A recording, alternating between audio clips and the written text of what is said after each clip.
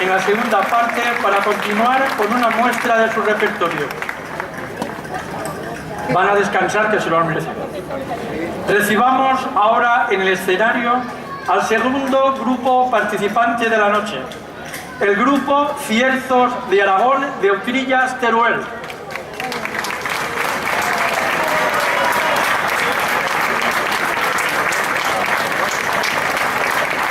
Cierzos de Aragón comienza su andadura en 1920, en Utrillas, Teruel, constituyéndose en asociación cultural en 1991.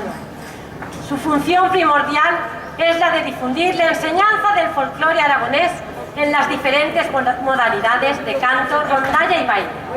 En 1998 se crea con los alumnos más aventajados el grupo folclórico Cierzos de Aragón, cosechando importantes logros y participando en festivales de carácter nacional e internacional. Ha sido el eje de la cultura tradicional de la cuenca minera, participando en cuantos actos culturales han sido requeridos y a través de la Diputación Provincial de Teruel, colaborando en las campañas de difusión de la cultura tradicional por toda la provincia.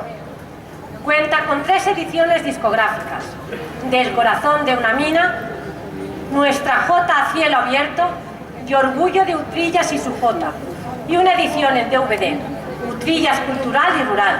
Entre sus actuaciones hay que destacar su participación en 2 programas de Aragón TV, Se escribe con J y Dándolo todo J, y muy especialmente la realizada ante sus majestades los reyes de España en su visita a las cuencas mineras.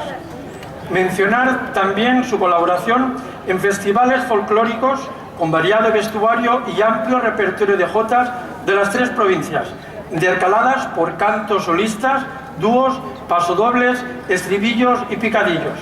También mención a la misa aragonesa y rondas. Actualmente forman la escuela 60 alumnos y 120 socios, y con el esfuerzo de los componentes del grupo y colaboradores, y bajo la dirección de su presidenta Aurelia Sáez Núñez, consiguen mantener viva la llama de la cultura aragonesa de la comarca de las cuencas mineras de Teruel. En su primera intervención nos van a ofrecer algunos de los bailes de su repertorio. Con todos ustedes, Cierzos de Aragón.